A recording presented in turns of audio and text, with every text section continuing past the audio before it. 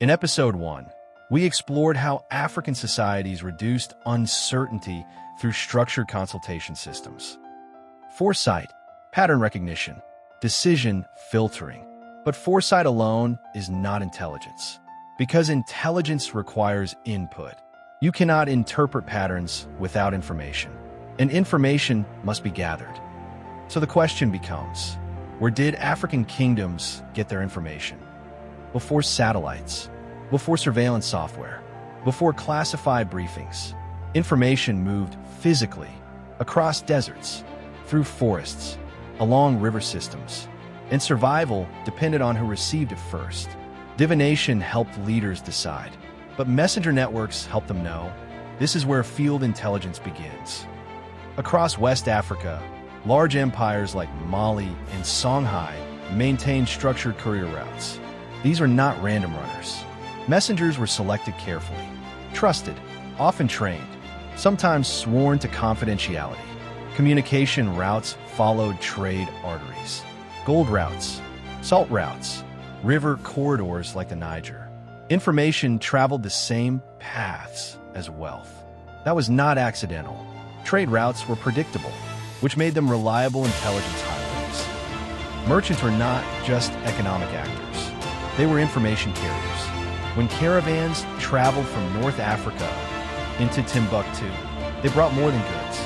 They carried political rumors, shifts in alliances, military movements, economic disruptions. By the time news reached the capital city, it had often passed through multiple observers. This created layered verification, multiple sources, multiple accounts, that resembles modern intelligence validation methods. Different tools, same logic. Every stable state monitors its borders. African kingdoms were no different. Strategic points, river crossings, desert entries, forest clearings were monitored. Observers were positioned where movement was unavoidable. When unfamiliar forces appeared, signals were sent.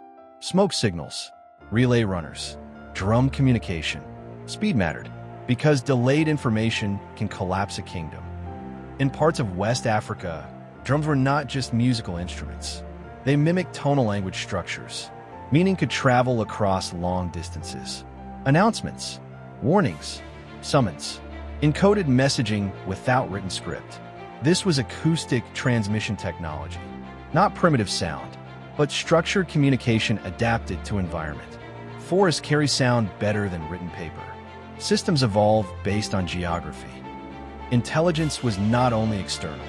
Leadership also required internal awareness.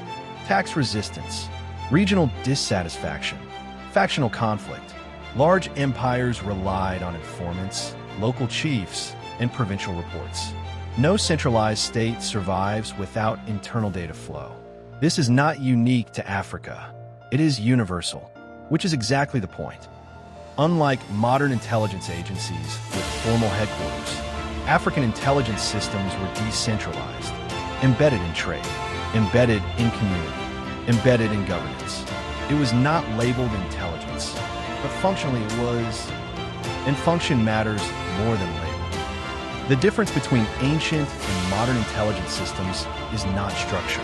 It is technology scale. Today we use satellites, then they use geography.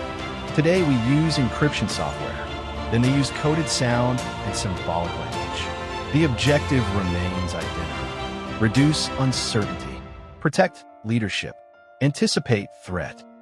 Episode 1 showed us foresight. Episode 2 shows us information flow. Together, they form a system.